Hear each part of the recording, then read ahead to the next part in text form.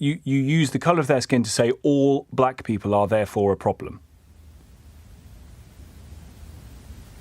Yeah, because those are the main problems that's out there right now. But you also agree that it's not all black people, don't you? Yeah, but as I said... So how can those two things...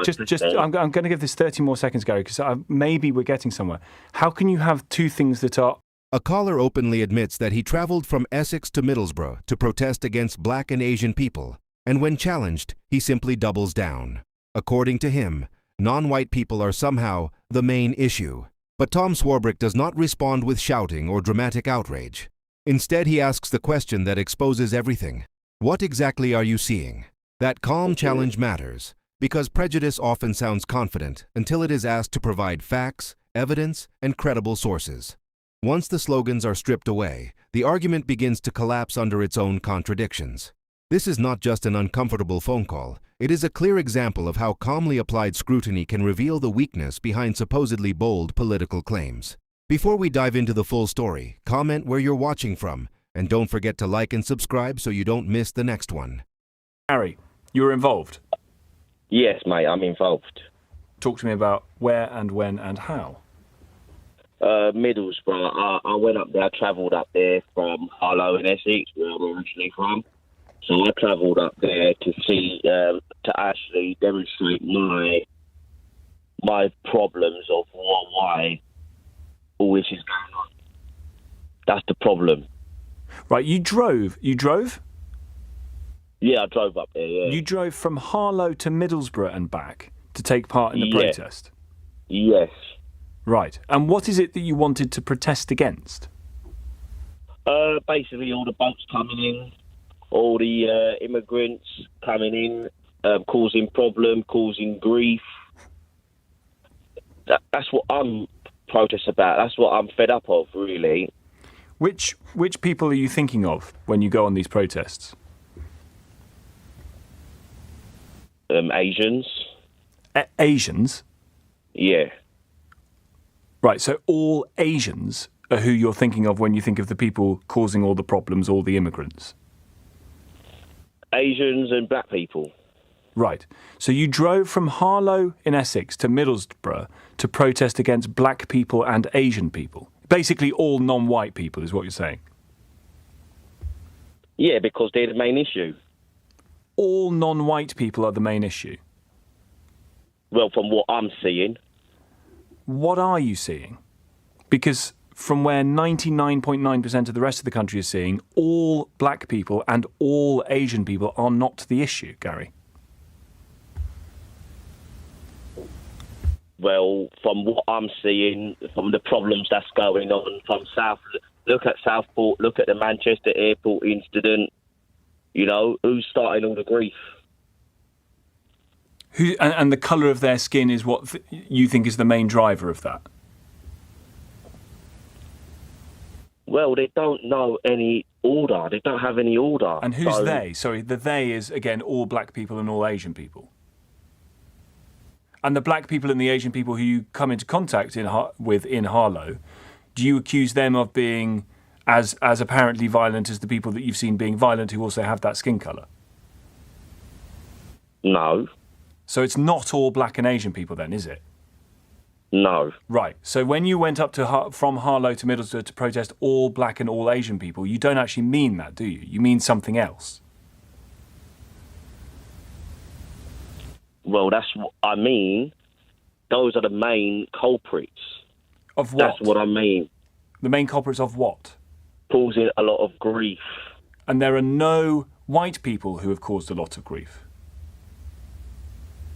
Like, for instance, the people going to protest in some parts of the country like Middlesbrough? Well, they're just protesting their anger. But again, sir, they're also causing a trouble, aren't they? Those white people protesting their anger. They're also burning shops, looting, kicking people's heads in, throwing bricks at the police, aren't they? So are they also causing trouble? Yeah. Right. So it's not just that non-white people cause all the trouble. We agree that white people cause trouble too, don't we? Yes, so we do, yeah. What did you drive up from Essex to Middlesbrough to do again? To demonstrate my anger towards what's going on with a lot of the immigration rules. A lot of immigrants are coming in on the boats, and predominantly they're coming in from Middle Eastern Asian countries. But why do you need to make this an issue of skin colour, Gary, when you've just come on the radio to agree that, of course, not all black people cause problems, or all Asian people, and indeed some white people cause problems too? Why do you need to make it about skin colour? I'm not making it about skin colour, but they're projecting the wrong image. You rang up and said the reason you went on this protest is to protest against black people and Asians. All blacks and all Asians is what you said. Well, 95% of them are problematic people. How did you get to 95%, sir? It's been proven statistics. Where? Who? Show me. Tell me. You got in the car and you drove all those hours up to Middlesbrough to go and protest something that you can't evidence, for which there is no evidence to say they're 95% of the problem. Well, this is what I've read. Where? On the internet, I've read it. On the internet, I've read it. And do you take what you've read on the internet that 95% of black and Asian people are the problem? You take that as a fact? Well, that's what I think. Yeah. And why do you think that? Because you believe it. Because look at Southport. Look who was the culprit in Southport? Who was the culprit in Manchester? Well, actually, arguably, a culprit in Manchester was a white police officer. No, but who started it? That's the problem. And you know who started it?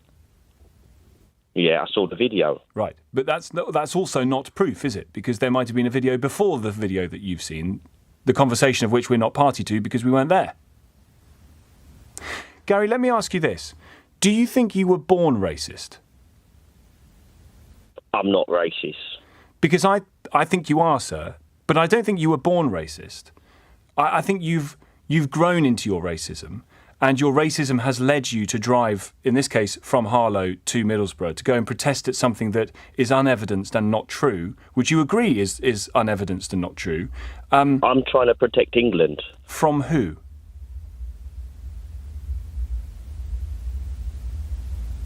From the invasion of illegal migrants. Maybe some people don't see that, but I see what's going on.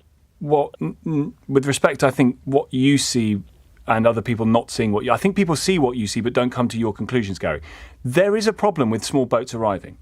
I think that is a problem, and that has to be dealt with, and successive governments have told you to stop the boats. But nobody, Gary, has said that the problem is all black and all Asian people.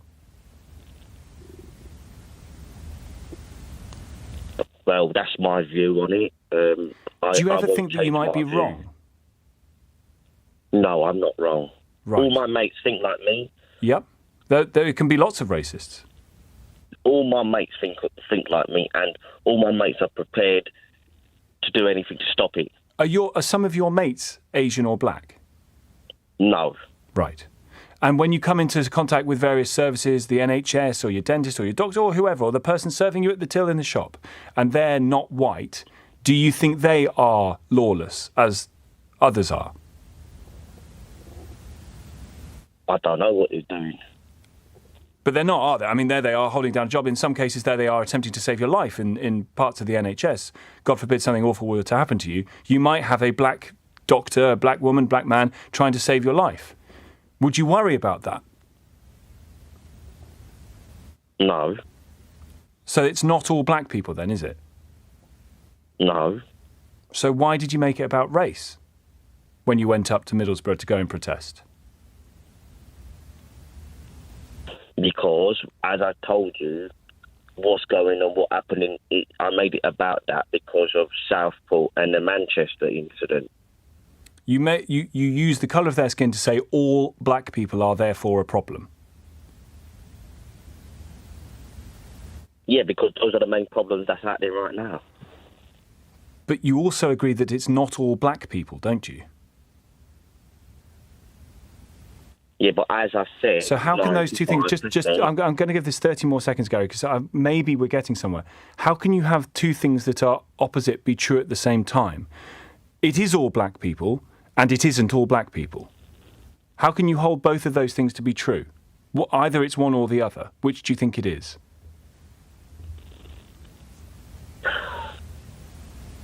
Well, maybe 5% is all right. Maybe 5%. If that. Right. But the other 95% are wrong ones, mate. And you get to the 95% figure because you read it on the internet? Yes, I did, yeah. Do you think you should be arrested?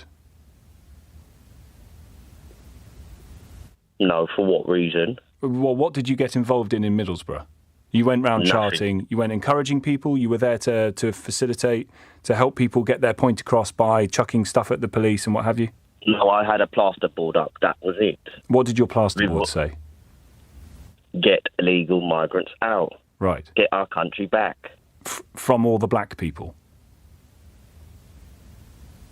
Well, what else is there? What else is there? It's the Asians. It's the people from Africas. Right. Africas. This is where Gary's argument finally collapses under the weight of its own logic. Tom Swarbrick does not insult him or raise his voice. He simply asks him to explain how he can blame entire communities while admitting that the black and Asian people he personally knows are not part of the problem. Then comes the number. Gary suggests that perhaps only 5% are fine, meaning he is effectively condemning the remaining 95%. But when asked where that figure comes from, there is no study, no official statistic, and no credible source. It is simply something he says he read online. And that is the real lesson here. Specific incidents may be genuine, but they cannot automatically justify sweeping claims about millions of people. The distance between "this happened" and therefore an entire group is responsible is exactly where weak political arguments fall apart. Swarbrick's restraint makes the exchange even more effective. By repeatedly asking, "What evidence?" and "How did you reach that number?" he allows Gary's own answers to expose the contradiction. In modern politics, calm scrutiny often defeats prejudice more effectively than outrage ever could. The facts do not need to shout when the argument has already defeated itself. If you haven't subscribed, hit the subscribe button so you don't miss the next clip.